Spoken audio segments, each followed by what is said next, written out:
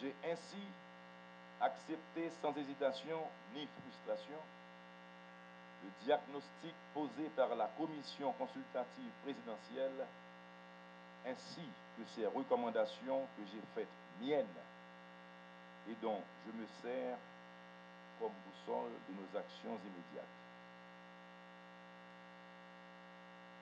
Au-delà des démissions qui avaient été demandées par nos commissaires, incluant celle du chef du gouvernement, j'ai aussi accepté d'entamer un vrai dialogue avec l'opposition constructive et représentative et de les associer dorénavant à la gestion du gouvernement jusqu'à l'issue de mon mandat. J'ai ainsi choisi pour Premier ministre l'une des personnalités les plus visibles et représentatives de l'opposition. Je remercie M. Evans Paul d'avoir accepté la lourde charge de Premier ministre du gouvernement pendant la période électorale. Entre autres, dans les heures qui suivent, le PM Paul prendra officiellement fonction.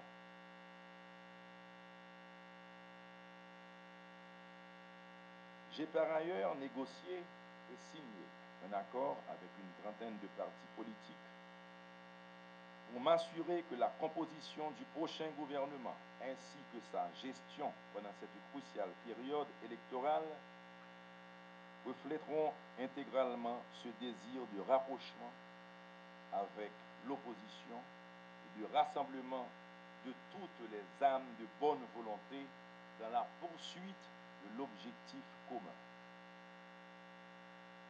Dans les prochaines 48 heures, le gouvernement de consensus sera annoncé.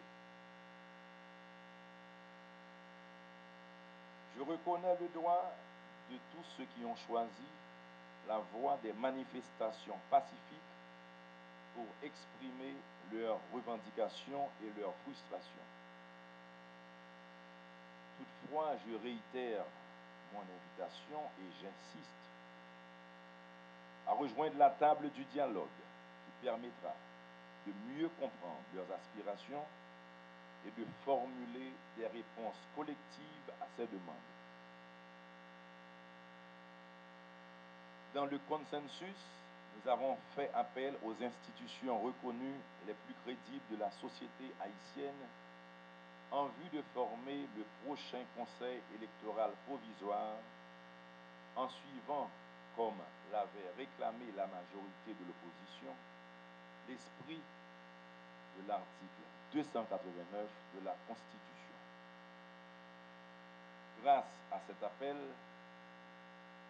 ce nouveau CEP verra le jour dans la semaine prochaine et commencera aussitôt à se pencher sur l'inventaire des travaux déjà accomplis, revoir la loi électorale et planifier les prochaines élections législatives, locales et présidentielles.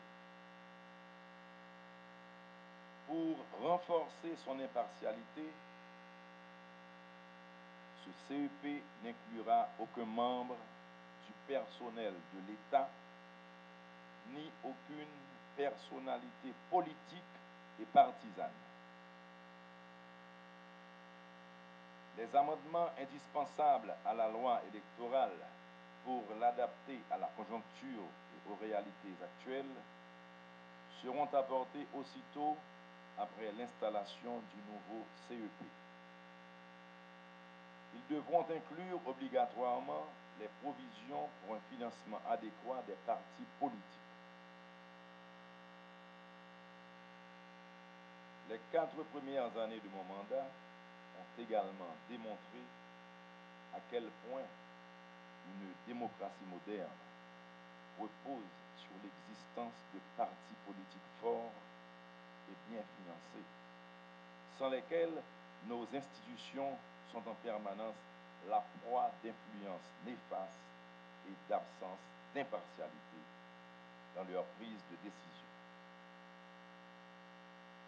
Ces partis ont en effet été dans le passé très pauvres en ressources financières, particulièrement en dehors des périodes électorales. Ceci a notamment retardé pour la plupart leur renforcement institutionnel ainsi que le développement de cadres politiques de carrière vivant de ce métier. L'accord politique signé avec l'opposition prévoit ainsi que les partis jouissant de légitimité et de représentativité bénéficieront d'un financement approprié pour leurs opérations. Les élections sont aussi l'affaire des citoyennes et des citoyens.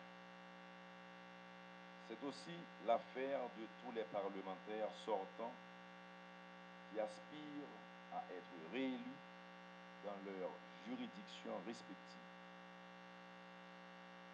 Il a été constaté une diminution du taux de participation des citoyens depuis 1990, avec une légère remontée en 2010.